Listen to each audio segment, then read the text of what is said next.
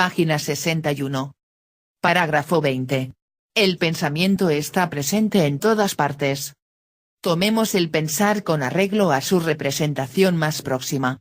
Aparece entonces en primer lugar, en su significación usual y subjetiva, como una de las actividades o facultades espirituales junto a otras, sensibilidad, intuición, imaginación, etc., deseo, querer, etc. Su producto, la determinidad o forma del pensamiento, es lo universal o abstracto en general. El pensar en cuanto a actividad es por ende lo universal activo y precisamente lo que se activa, siendo lo hecho o producido también lo universal. Nota 113. Aparece ya aquí la estrecha dependencia del último Hegel respecto de la doctrina del entendimiento activo de Aristóteles, sobre el alma y 5, 430a. Fin de la nota. El pensar, representado como sujeto, es lo pensante y la expresión simple del sujeto existente, en cuanto pensante, es yo. Las determinaciones que se ofrecen aquí y en los siguientes párrafos no hay que tomarlas como afirmaciones ni como opiniones mías sobre el pensar, con todo, ya que bajo esta manera provisional no puede tener lugar ninguna deducción o prueba, podrían valer como jacta o hechos, puesto que en la conciencia de cada uno, si tiene pensamientos y los somete a consideración, ocurre empíricamente que ahí se da el sello de la universalidad y se dan al mismo tiempo las determinaciones que siguen a tal universalidad. En cualquier caso, una formación ya adquirida de la atención y de la abstracción se requiere desde luego para observar los hechos de la propia conciencia y las representaciones que uno tiene. Ya en esta exposición previa hablamos de la distinción entre sensibilidad, representación y pensamiento, se impone hacerlo para captar la naturaleza y los modos del conocer. Nota 114. La explicación que esta N ofrece de la distinción que considera inevitable entre sensibilidad, representación y pensamiento se basa en las categorías que aparecen en el capítulo 1 de la FN y del modo que en ese mismo capítulo se entrelazan, pero aquí se destinan a aclarar sobre todo el significado de representación. Adviértase el uso que hace Hegel de los términos singularidad, Einzelnheit, y aislado, Vereinzelt. Parece que el autor supone un significado del verbo verenzen que no se encuentra en los diccionarios. Según Warwick, Deutsches Wörterbuch, Mosaic Verlag, 1980-82, Vereinzeln significa inmerseltener werden, es decir, hacerse cada vez menos frecuente o enrarecerse.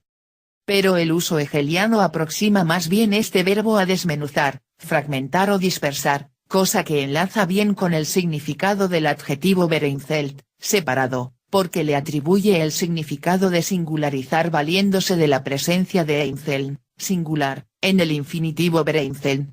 Gracias a esta comunidad semántica, la separación que guardan entre sí las representaciones, en contraste con los momentos del concepto, puede declararse asemejándola a la separación de los objetos materiales en el espacio. Con todo lo cual parece sugerirse que singularizar o multiplicar las entidades singulares aisladas puede equivaler a una cierta fragmentación o atomización de la unidad de interdependencia que es propia de lo universal concreto. En efecto, como se lee en el texto, el pensamiento y lo universal son cada uno el mismo y su otro, alcanzan a este otro y nada queda fuera de ellos. Fin de la nota. Servirá, por tanto, como explanación llamar también aquí la atención sobre esta distinción. Por lo que se refiere a lo sensible, se suelen tomar en primer lugar como aclaración su origen exterior, los sentidos o los instrumentos de los sentidos. Solo que con la denominación de instrumento no se ofrece ninguna determinación de lo que se quiere decir con esta palabra. La distinción de lo sensible respecto del pensamiento hay que ponerla en que la determinación de lo sensible es la singularidad y siendo así que lo singular, de modo enteramente abstracto, el átomo, se encuentra también en conexión, lo sensible es una exterioridad mutua, cuyas formas abstractas más próximas son el junto a otro y el después de otro. El representar tiene por contenido esa materia sensible, pero bajo la determinación de lo mío. O sea, de que tal contenido está en mí, y, también, bajo la determinación de la universalidad, de la referencia a sí, de la simplicidad. Aparte de lo sensible, la representación tiene también como contenido, otros, materiales procedentes del pensamiento autoconsciente, como las representaciones de lo justo, lo ético, lo religioso, y no resulta nada fácil precisar la distinción entre esas representaciones y los pensamientos de esos, mismos, contenidos.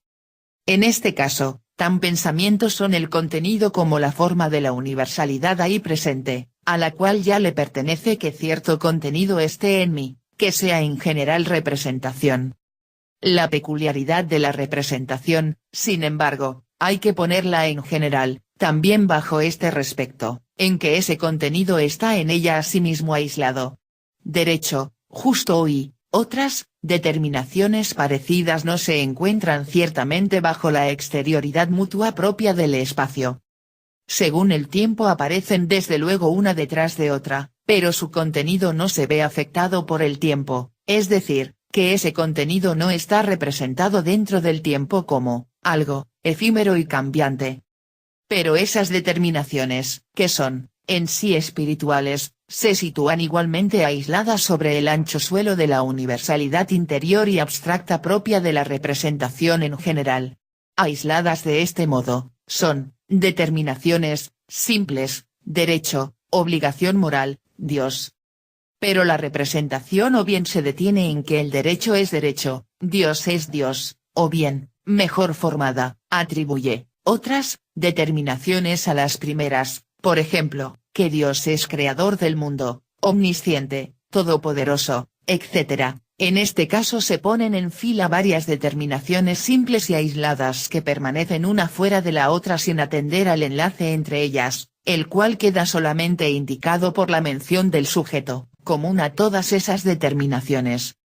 La representación coincide aquí con el entendimiento, el cual se distingue de la representación solamente en que éste sienta relaciones de necesidad entre las determinaciones aisladas de la representación, mientras que ésta deja aquellas determinaciones una junto a otra dentro de su espacio indeterminado, ligadas por el mero también.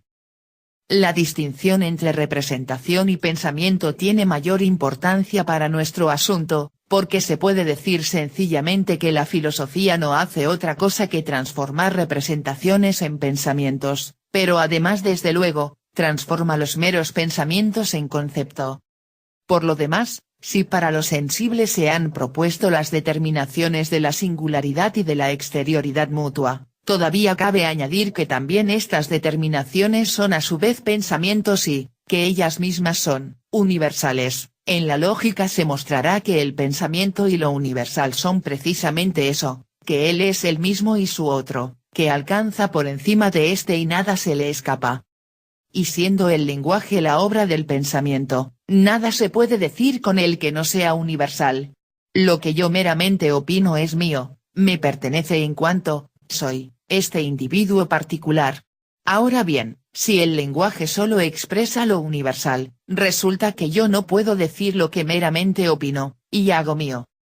Y lo inefable, sentimiento, sensación, no es lo más excelente ni lo más verdadero, sino lo menos significativo y no verdadero.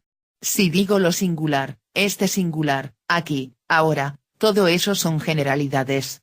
Todo y cada uno son un singular, y, si son sensibles, son aquí y ahora. Igualmente, cuando digo yo, quiero decirme a mí en cuanto soy que excluye a todos los demás, pero lo que, efectivamente, digo es todos y cualquiera, digo, yo que, como todos los yos, excluye a todos los otros. Kant se ha valido de la desacertada expresión de que yo acompaño a todas mis representaciones, sensaciones, deseos, acciones, etc. Nota 116.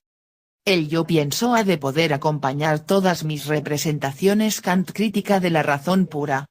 Fin de la nota. Yo es lo universal en y para sí y la compañía es también una universalidad, pero bajo la forma de la exterioridad. Todos los demás seres humanos tienen en común conmigo el ser yo, así como a todas mis representaciones, sensaciones, etc., les es común el ser mías. Yo empero, tomado abstractamente en cuanto tal, es la pura referencia a sí mismo haciendo abstracción del representar, del sensar y de cualquier estado o peculiaridad de la naturaleza, del talento o de la experiencia. El yo es por ello la existencia de la universalidad totalmente abstracta, lo abstractamente libre. Por eso, el yo es el pensar en cuanto sujeto y siendo así que yo estoy igualmente en todas mis sensaciones, representaciones y estados subjetivos, resulta que el pensamiento está presente en todas partes y atraviesa como categoría todas estas determinaciones,